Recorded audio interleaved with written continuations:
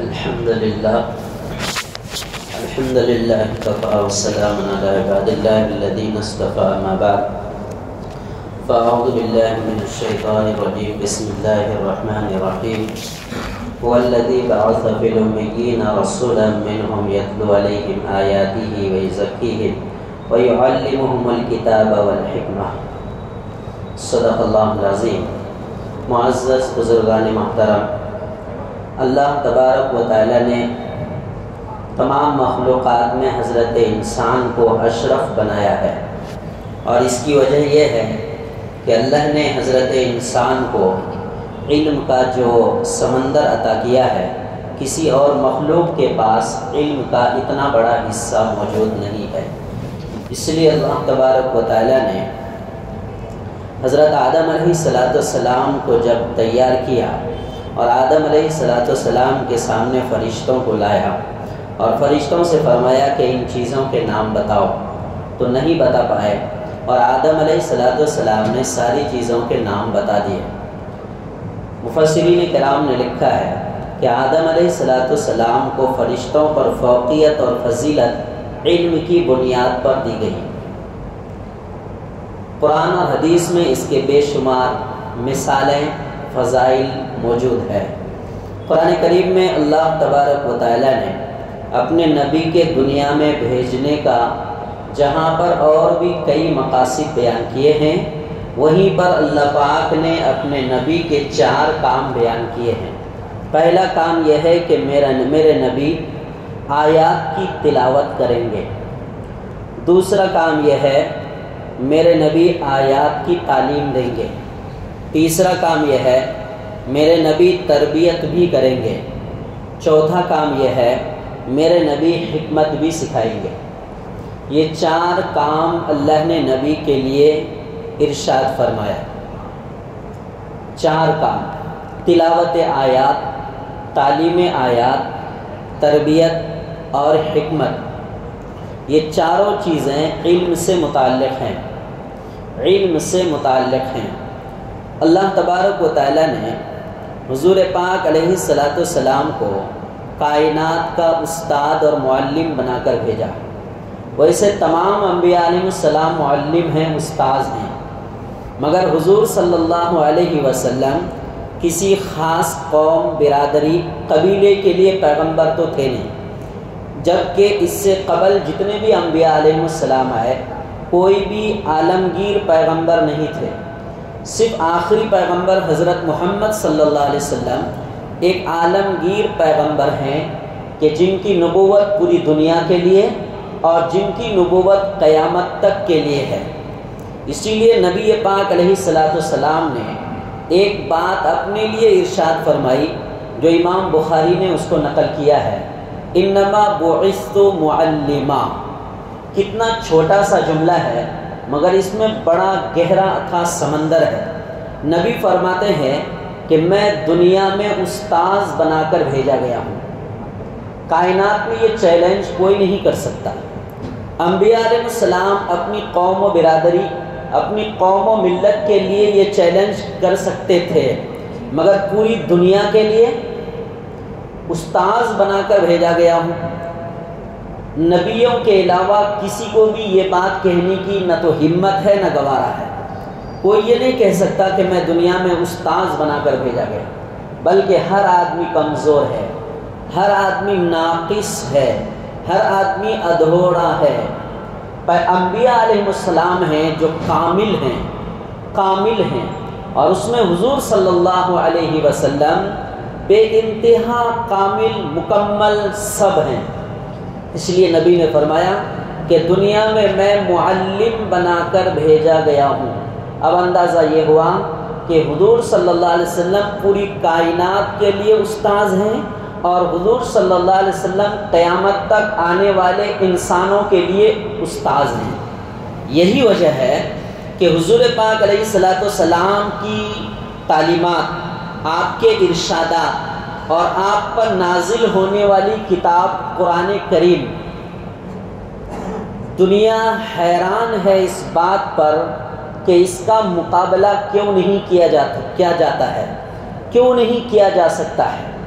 دنیا اس بات پر حیران ہے، قرآن آج تک چیلنج کر رہا ہے، نبی پاک علیہ الصلاۃ والسلام کی حکیمانہ باتیں، آپ صلی اللہ علیہ وسلم کی مدبرانہ تدبیریں آج بھی کائنات کو حیران کر رہی ہیں۔ نبی تو نبی کے ایک شاگرد حضرت عمر رضی اللہ عنہ کے متعلق انگریز مورخ یہ لکھتا ہے کہ حضرت عمر کی حکومت 10 سال تھی، اگر آئندہ اور 10 سال ان کی حکومت رہ جاتی تو پورے روئے زمین پر اسلام کے علاوہ کوئی دوسرا مذہب کا نام و نشان نہیں رہتا۔ اندازہ یہ ہوا کہ شاگرد کا یہ حال ہے تو استاذ کامل کا کیا حال ہوگا۔ یہی وجہ ہے کہ حضور پاک علیہ الصلاۃ والسلام کو آپ کو نبوت کا زمانہ صرف 23 سال ملا، صرف 23 سال نبوت کا زمانہ، صرف 23 سال۔ 23 سال کس کو کہتے ہیں؟ تو بولتے بولتے دیکھتے دیکھتے 23 سال گزر جاتے ہیں، گزر جاتے۔ 2002 ہم نے دیکھے تھے، 2025 نظر سے دیکھ رہے ہیں، سن 2000 ہم دیکھے تھے، 2025 نظر سے دیکھ رہے ہیں۔ 25 سال گزرنے میں کوئی وقت لگتا ہے؟ 23 سال کا دور زمانہ، دور نبوت، اس 23 سال میں نبی پاک علیہ الصلاۃ والسلام نے پوری دنیا کی انسانیت کی رہبری کا مکمل انتظام کیا اور قیامت تک آنے والے انسانوں کے لیے مکمل انتظام کیا۔ کائنات کا کوئی بھی ایسا شعبہ موجود نہیں ہے، کوئی بھی شعبہ جہاں پر نبی پاک علیہ الصلاۃ والسلام کی رہبری موجود نہ ہو۔ دیکھ لیجئے گا اٹھا کے، کوئی بھی شعبہ، گلیوں میں بھیک مانگنے کے آداب سے لے کر میدان جنگ کے سپہ سالاری تک، تخت شاہی پر بیٹھ کر حکومت چلانے تک، کوئی بھی نظام ایسا کائنات کا نہیں ہے جہاں پر آخری پیغمبر کی رہبری موجود نہ ہو۔ یہ حقیقت ہے اور 100% اس کی حقیقت ہے۔ اس لیے حضور پاک علیہ السلام فرماتے ہیں کہ میں دنیا میں معلم بنا کر بھیجا گیا ہوں، دنیا میں میں استاذ بنا کر کے بھیجا گیا ہوں۔ چنانچہ حضور پاک علیہ الصلاۃ والسلام کو اللہ تبارک و تعالیٰ نے علم کا اتنا بڑا سمندر عطا کیا تھا۔ آپ دیکھیے قرآن کریم میں باضابطہ مفسرین مورخین نے اپنے اپنے اعتبار سے علم کے متعلق آیات کو متعین کرنے کی کوشش کی ہے۔ بعض مفسرین کرام نے 778 جگہ پر علم کا تذکرہ لکھا ہے، صرف قرآن میں 778 جگہ پر۔ بعض مورخین نے 854 جگہ پر علم کا تذکرہ لکھا ہے، اور لفظ علم سے تعلیم، لفظ علم قرآن کریم میں 105 جگہ پر صاف صاف صراحت کے ساتھ موجود ہے۔ اس سے اندازہ ہوا کہ علم کی کتنی بڑی اہمیت ہے، تعلیم کی کتنی بڑی اہمیت ہے۔ اسی لیے نبی پاک علیہ السلام نے بڑی ذمہ داری کے ساتھ بڑی خوبصورت بات ارشاد فرمائی، تم میں بہترین شخص وہ ہے جو پڑھے اور پڑھائے۔ خیرکم من تعلم القرآن وعلمہ، تم میں بہترین شخص وہ ہے، بہترین۔ اب اگر نبی بہترین کر دے، کہہ دے، تو کائنات کے کسی کی تصدیق لکھوانے کی ضرورت اب بالکل نہیں ہے۔ کوئی کہے کائنات میں ضرورت نہیں ہے، نبی نے فرما دیا، بات ختم ہو گئی۔ جو قرآن پڑھے پڑھائے، اور قرآن میں کون سے علوم موجود ہیں؟ صرف نماز پڑھنے کا علم موجود ہے؟ نہیں، قرآن کریم میں اللہ تبارک و تعالیٰ نے پورے کائنات کا علم کا تذکرہ کیا ہے۔ نماز پڑھنے سے، روزہ رکھنے سے، حج اور زکوٰۃ کے علوم سے، اس کے علاوہ عقائد، جنت جہنم، قبر سے لے کر کے تخت شاہی پر بیٹھ کر حکومت چلانے تک کا نظام بھی قرآن کریم کے اندر موجود ہے۔ قرآن میں اللہ فرماتا ہے سنوریہم آیاتنا فی الآفاق وفی انفسہم، ان قریب ہم تم کو کائنات میں اپنی نشانیاں دکھلائیں گے، اور اللہ پاک آئے دن نشانیاں دکھلا رہا ہے۔ اللہ فرماتا ہے تمہاری جان میں بھی ہم نشانیاں دکھلائیں گے، سر سے پیر تک جو اتنا ایک انسان ہے کئی فٹ کا، اس میں اللہ تبارک و تعالیٰ نے کتنا نظام بھر کے رکھا ہے۔ اس آنکھ کے پیچھے کتنے پردے ہیں، یہ زبان جو چلتی ہے اس کے پیچھے اللہ کا کتنا خوبصورت نظام ہے، کان سے جو بندہ سب کچھ سنتا ہے اللہ کا کتنا زبردست نظام ہے۔ اندر تو دل دھڑکتا ہے اور خون پمپ کرتا ہے، یہ کون سا علم ہے؟ نماز پڑھنے کا علم ہے۔ کائنات کے سارے علوم کو اللہ تبارک و تعالیٰ نے قرآن میں بیان کیا ہے، اس لیے نبی نے فرمایا تم میں بہترین انسان وہ ہے جو قرآن پڑھے اور پڑھائے۔ معلوم ہوا کہ پڑھنے پڑھانے کا نظام اور پڑھنے پڑھانے کا سلسلہ یہ ایک اتنا خوبصورت نظام ہے، اتنا خوبصورت نظام ہے جس کو کائنات کے سب سے خوبصورت انسان پیغمبر نے اس کو بیان کیا ہے۔ 23 سال میں نبی پاک علیہ السلام نے پورے نظام کائنات کو بیان کر دیا۔ کیسے؟ صرف 23 سال میں پورے نظام کائنات کو بیان کر دیا کہ ایک انسان کائنات میں کیا کیا کر سکتا ہے، وہ ساری چیزوں کی رہبری نبی نے بیان فرما دی۔ ایک بہت بڑے مورخ ایک بات، بہت بڑے دانا شخص نے ایک بات یہ کہی ہے اور بڑی زبردست بات ہے کہ انسان کا جو دماغ ہے نا، ظاہر سی بات ہے کچھ بھی کرتا ہے تو دماغ استعمال کرتا ہے، دماغ استعمال کرتا ہے۔ اب دنیا کی ترقی کو دیکھ لیجئے کہ کائنات میں انسانوں نے کیا کیا حیرت انگیز کام نہ انجام دیا ہے۔ سمندر کے اندر راستہ بنایا، زمین کھود کر اندر سے راستہ بنایا، آسمان کے فضا کو اڑنے کے لیے استعمال کیا، وہ بھاری بھرکم ہزاروں ٹن لے کر کے اڑ جانے والے کا انتظام، اتنا سیال پانی جس میں پتھر ڈال دیں تو ڈوب جائے لیکن اتنا بڑا جہاز اس کے پشت پر چل رہا ہے۔ یہ انسان بنایا ہے، انسان نے بنایا ہے۔ کتنی چیزیں کائنات کے اندر حیرت انگیز انسان نے تیار کر دی ہے۔ لکھتے ہیں مورخین کہ چاہے چاند پر جا کر آنے کا نظام جس نے فٹ کیا، یہ سب سے زیادہ ابھی ہائی پاور وہی ہے، چاند کے بعد ابھی اس کے آگے کوئی نہ جا سکے، اور اس کے آگے بھی جو جانے کی کوشش کریں گے، یا اس کے علاوہ کائنات کی ساری ٹیکنالوجی اور ساری سائنس اور ساری ترقیاں کسی نے اگر تیار کی ہے اور اس میں اگر اپنا دماغ خرچ کیا ہے تو وہ اپنے ہوشیاری سے لے کر اپنی موت تک اگر مکمل دماغ انہوں نے استعمال کیا ہے تو صرف 1/3 دماغ استعمال ہوا ہے، صرف 1/3، اور پھر بوڑھا ہو کر مر جاتا ہے۔ 2 حصے دماغ اس کے ایک دم بالکل صحیح سالم رہتے ہیں، وہ استعمال کرنے کا موقع نہیں ہوتا۔ اتنا پاور ہے دماغ میں حضرت انسان۔ مورخین لکھتے ہیں کہ صرف 23 سالہ دور نبوت میں نبی پاک علیہ الصلوۃ والسلام نے اپنا مکمل دماغ استعمال کیا، مکمل۔ اب اندازہ لگائیے، چاند پر جانا، ہوا میں جہاز اڑا دینا، سمندر کے پشت پر جہاز چلا دینا، سمندر کے اندر راستہ بنا لینا، زمین کے اندر راستہ بنا لینا، اس کے علاوہ دنیا کے اور حیرت انگیز کام، کیا ان تمام کاموں کے مقابلے میں نبی پاک علیہ الصلوۃ والسلام کی 23 سالہ دور نبوت غالب نہیں ہے؟ دنیا کا ہائی پاور انسان اپنا دماغ استعمال کرتا ہے تو 1/3 استعمال ہوتا ہے اور وہ مر جاتا ہے، اور نبی پاک علیہ السلام نے مکمل دماغ استعمال کیا۔ اسی لیے نبی نے بڑے چیلنج کے ساتھ فرمایا۔ بات کتنی درست ہے، امام بخاری اگر اس بات کو نقل کرے تو اس کے پیچھے بہت شرائط ہیں۔ بات اتنی کلیئر ہے کہ نبی فرماتے ہیں میں کائنات کے لیے استاذ بنا کر بھیجا گیا۔ بہرحال اس کے علاوہ بھی ہم دیکھیں گے کہ مسجد نبوی میں نظام تعلیم کتنا خوبصورت تھا۔ ایک تو کیا ہے نظام تعلیم، اور ایک ہے نصاب تعلیم، اور ایک ہے مینجمنٹ۔ نظام تعلیم آپ نے کیا فٹ کیا ہے پڑھانے کے لیے، تعمیرات اس کی کیسی ہے، بیٹھنے کی جگہ کیسی ہے۔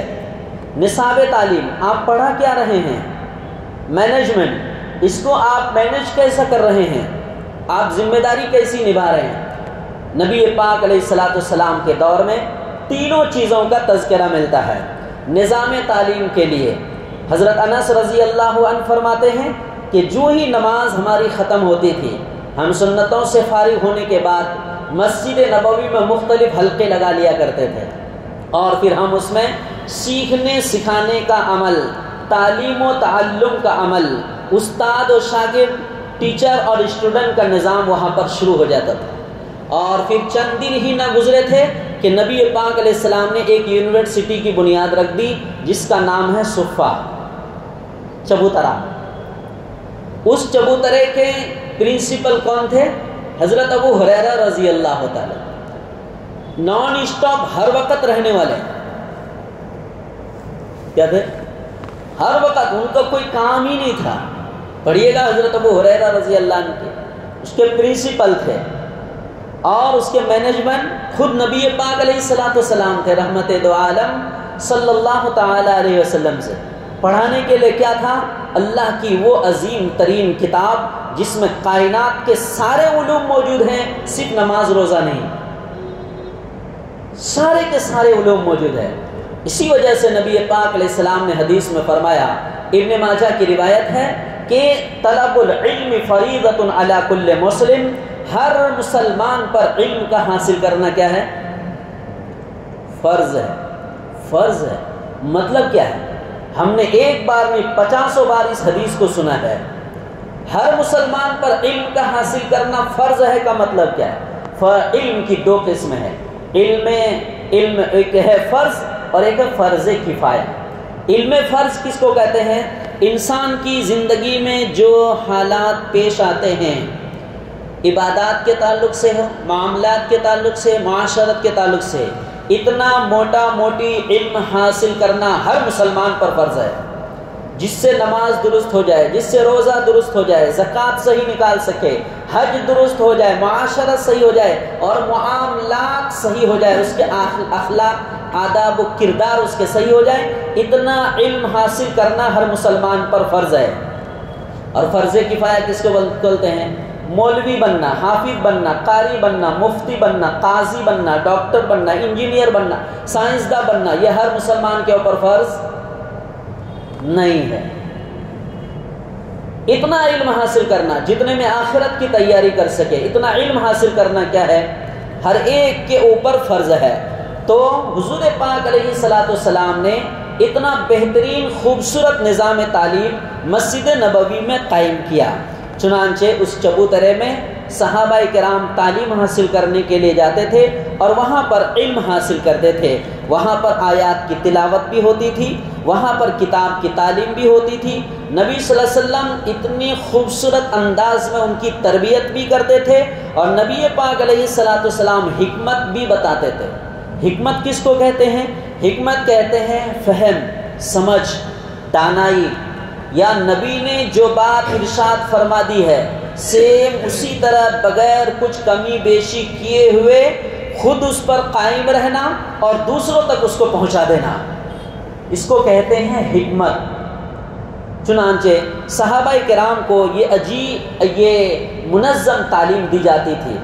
مفسرین نے، محدثین نے باضابطہ لکھا ہے کہ پیچیدہ نکات پر بحث بھی ہوتی تھی اس یونیورسٹی میں، اسی طرح علمی مسائل پر گفتگو بھی ہوتی تھی، اسی طرح ذہنی گتھیوں کو سلجھانے کا نظام بھی تھا، اسی طرح تاریخ کے حوالے پر بھی بحث ہوتی تھی، اقوام عالم کی تاریخ پر بھی بات ہوتی تھی، گزشتہ اقوام و ملل کی تاریخ اور اس کے حالات پر بھی بات ہوتی تھی، اسی طرح تفہیم علم کے لیے مثالیں بھی قائم کی جاتی تھی، مستقبل کے لیے ایڈوانس کے امکانات کی ترتیب بھی بنائی جاتی تھی باضابطہ، حالات حاضرہ پر کلام کیا جاتا تھا، فلاں قبیلے کا کیا نظریہ ہے، فلاں خاندان کا کیا نظریہ ہے، مکہ والے ابھی کیا چاہتے ہیں، مدینے والوں کو کیا کرنا چاہیے۔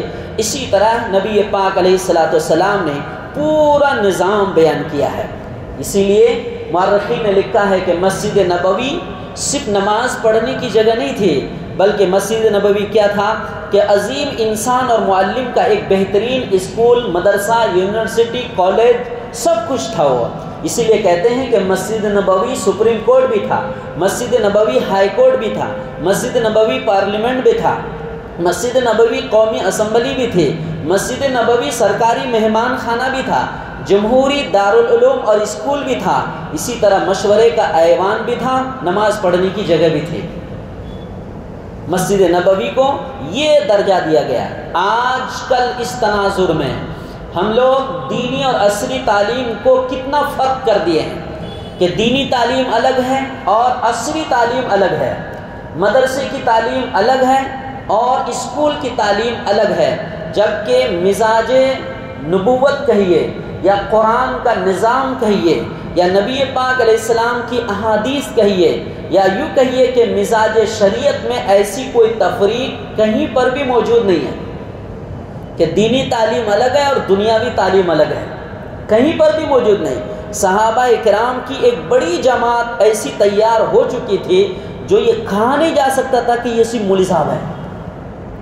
اس لیے دینی اور عصری تعلیم دونوں کا ایک حسین امتزاج، ملاوٹ ہونی چاہیے، تعلق ہونا چاہیے دونوں کا۔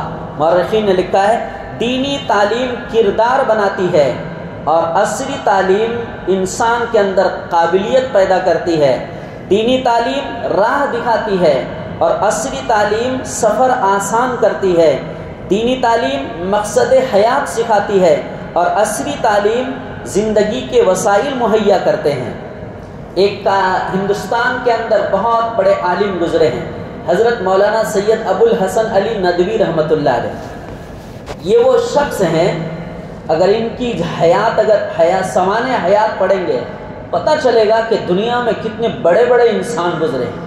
ہم صرف سرکاری لوگوں کو پڑھتے ہیں، کبھی کبھی دینی لائن کے بڑے بزرگوں کو بھی کتابوں میں پڑھنا چاہیے۔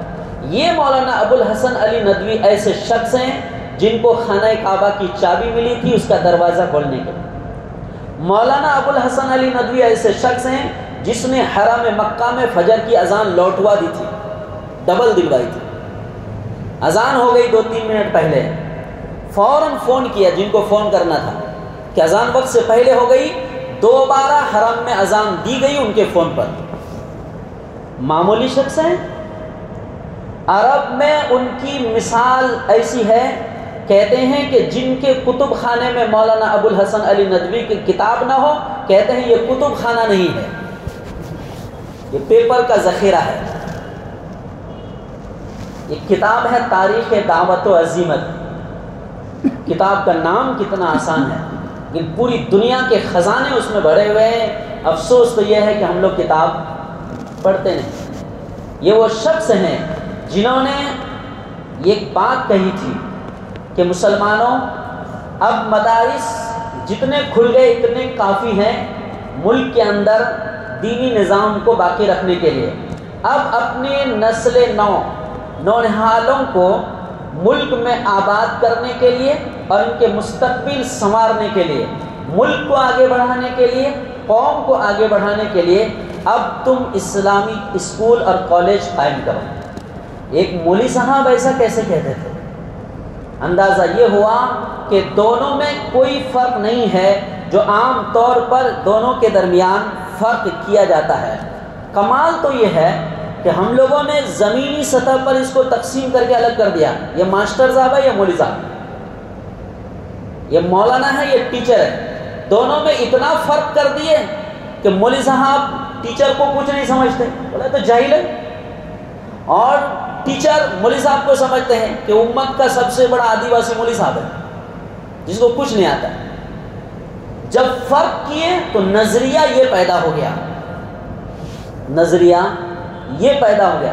کسی موقع پر کسی دانشور نے ایک بات کہی تھی، کیا کہ قوم کے بچے سدھر جائیں گے اگر 2 قسم کے لوگ صحیح تعلیم و تربیت اور توجہ دیں، ایک عالم اور ایک اسکول کے ٹیچر۔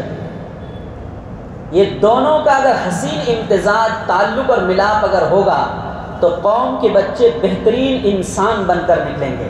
کیا بن کر؟ بہترین انسان بن کر نکلیں۔ ہم صحابہ کے دور کو دیکھتے ہیں کہ صحابہ کے دور میں یہ عصری تعلیم تھا یا نہیں؟ ہم یوں دیکھتے ہیں کہ عصری تعلیم، ایجوکیٹڈ صحابہ، جس کو کہتے ہیں آج کے زمانے میں ایجوکیٹڈ طبقہ ہے، پڑھا لکھا طبقہ ہے، کہتے ہیں صحابہ کی تعداد، علامہ ابن حجر عسقلانی رحمۃ اللہ علیہ بہت بڑے محدث ہیں، مفسر ہیں، اور اسی طرح علامہ ابن القیم رحمۃ اللہ علیہ، انہوں نے لکھا ہے کہ 40 صحابہ کرام ایسے تھے جو ایجوکیٹڈ تھے، صرف مولوی صاحب نہیں تھے وہ، صرف حافظ صاحب نہیں تھے وہ، بلکہ کائنات کے سارے علوم کے ماہر تھے۔ اتنے کتنے صحابہ کی تعداد تھی وہ؟ 40 صحابہ کی تعداد تھی۔ اس کے علاوہ زمانہ جاہلیت میں مکہ میں حضور صلی اللہ علیہ وسلم کے اسلام کے اعلان کرنے سے پہلے اس وقت جو پڑھے لکھے لوگ تھے، امام ابن سعد نے طبقات میں اور ابن قتیبہ اور دیگر مورخین نے لکھا ہے کہ 17 سے 20 افراد پڑھے لکھے تھے، جن کو کہا جاتا تھا کہ یہ پڑھا لکھا ایجوکیٹڈ طبقہ ہے۔ مدینے میں ہجرت سے پہلے وہاں کے لوگ جو پڑھے لکھے گنے جاتے تھے وہ صرف 10 سے 12 تھے، جن کو پڑھا لکھا کہا جاتا تھا، پڑھے لکھے تھے۔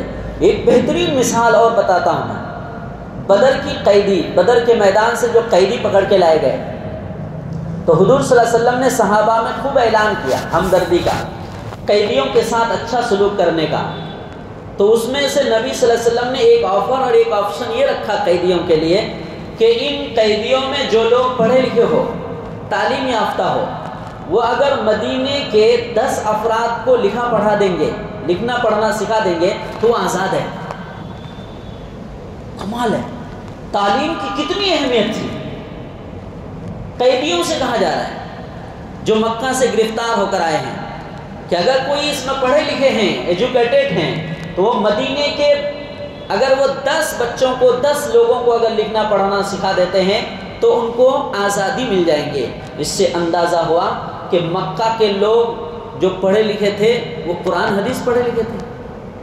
سمجھنے والی بات، قرآن حدیث پڑھے لکھے تھے۔ وہ تو غیر مسلم ہے نا، وہ تبھی تو پکڑ کے لائے گئے ہیں قیدی بنا کر۔ تو وہ مولوی صاحب حافظ صاحب تو تھے نہیں، پھر وہ تھے کیا؟ اندازہ یہ ہوا وہ ایجوکیٹڈ طبقہ جس کو کہا جاتا ہے اصلی اعتبار سے پڑھا لکھا طبقہ، ان کے متعلق نبی صلی اللہ علیہ وسلم فرماتے ہیں جو لکھنا پڑھنا سکھا دیں گے ان کو آزادی ہے۔ بزرگوں، گرچہ مجمع کم ہے، اس عنوان کو سننے کے لیے جو کافی محنت سے یہ مضمون تیار کیا گیا، اس کا آدھا مضمون ابھی رہ گیا ہے، اس کو سننے کے لیے پوری مسجد میں لبالب بھرے لوگ چاہیے تھا۔ کیوں؟ اس لیے چاہیے تھا، اس لیے نہیں کہ میں بیان کرنا جانتا ہوں، قوم کو جگانا پڑتا ہے، بتانا پڑتا ہے، بار بار اس کا مذاکرہ کرنا پڑتا ہے۔ بار بار مذاکرہ کرنا مومن کو کیا دیتا ہے؟ نفع دیتا ہے، عمل پہ لا کے کھڑا کرتا ہے، تاکہ ہمیں اس بات کی اہمیت کا پتہ چلے مدرسہ الگ اور اسکول الگ ہے، مدرسہ الگ اور دارالعلوم الگ اور کالج الگ ہے، یونیورسٹی الگ اور جامعہ الگ ہے۔ نہیں، دونوں کا ایک حسین امتزاج ہونا چاہیے۔ کیوں؟ قوم کو ڈاکٹر کی ضرورت نہیں، انجینئر کی ضرورت نہیں، پائلٹ کی ضرورت نہیں، جج کی ضرورت نہیں۔ صحابہ کرام کی ایک بڑی ٹیم ایسی تھی، بڑی ٹیم صحابہ کرام کی ایسی تھی جو صحابہ کرام کیا تھے؟ عالم بھی تھے، قاضی بھی تھے، طبیب یعنی ڈاکٹر بھی تھے، انجینئر بھی تھے، سپہ سالار بھی تھے، جج بھی تھے۔ صحابہ کرام کے حالات کو پڑھیں گے تو پتہ چلے گا کہ یہ ساری چیزیں موجود ہیں۔ اس لیے بزرگوں، اخیر میں میری درخواست یہ ہے، ممکن ہے میری یہ بات، میرا یہ پیغام وہاں تک خوب پہنچے گا کہ ہم دینی اور عصری تعلیم میں کوئی فرق نہ کریں، اپنے بچوں کو جتنا ہم آگے بڑھا رہے ہیں ہم آگے بڑھاتے رہیں۔ دینی تعلیم و تربیت کے ساتھ اللہ کا بڑا احسان ہے، سپارہ گاؤں میں خاص طور پر دینی تعلیم کا بہترین نظام قائم ہو چکا۔ کسی بھی مسجد میں جائیے، کوئی منشی جی نہیں پڑھا رہا ہے آج کل۔ ہم لوگ جتنے بیٹھے، ہمارے بچپن میں منشی جی پڑھاتے تھے، میں خود منشی جی سے پڑھا ہوں، اور آج ایک مفتی پڑھا رہا ہے، آج ایک قرآن کا بہترین قاری پڑھا رہا ہے، ایک حافظ اور عالم پڑھا رہا ہے، بعض جگہ پر قاضی پڑھا رہے ہیں بچوں کو، کوئی منشی جی نہیں پڑھا رہے ہیں۔ یہ تو ہماری خوش نصیبی ہے، اور اس سے بھی ہم انکار نہیں کر سکتے۔ ہم اپنے گاؤں کی، سپارہ گاؤں کی بات کرتے ہیں، اس سے بھی انکار نہیں کر سکتے۔ کیا اردو کی ہائی لیول کی تعلیم نہیں ہے اس گاؤں میں؟ انگلش کی ہائی لیول کی تعلیم نہیں ہے؟ کالج کی ہائی لیول کی تعلیم نہیں ہے؟ انتظام ہے، سب انتظام ہے، اس انتظامی امور سے فائدہ اٹھانا چاہیے۔ سب سے بڑی بات یہ ہے کہ ہم مسلمان خرچ کرنے میں دیگر چیزوں میں خوب آگے رہتے ہیں۔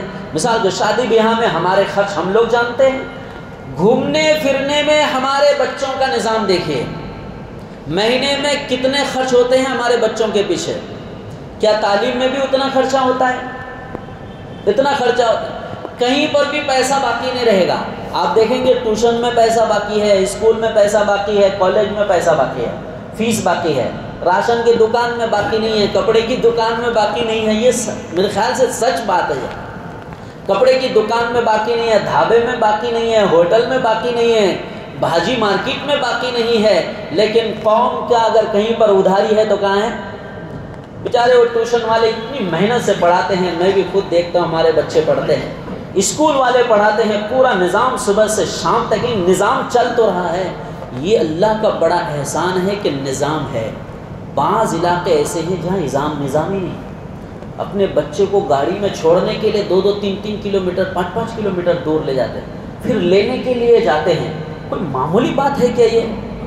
اس لیے میں کسی کی طرفداری نہیں کرتا ہوں یا آپ کی بات نہیں کر رہا ہوں، میں آپ کی بات نہیں کر رہا ہوں، پر اتنا ہے کہ بزرگوں مسجد ہے، جامع مسجد ہے، مدرسہ ہے، بہترین مدرسہ ہے، اسکول ہے، کالج ہے، اردو اسکول ہے، ساری چیزیں ہمارے پاس موجود ہیں۔ ہم اپنی نئی نسل کو آگے بڑھانے کی کوشش کریں گے انشاءاللہ۔ دعا ہے اللہ تعالی ہم سب کو عمل کی توفیق عطا فرمائے۔ وآخر الدعوان ان الحمد للہ رب العالمین۔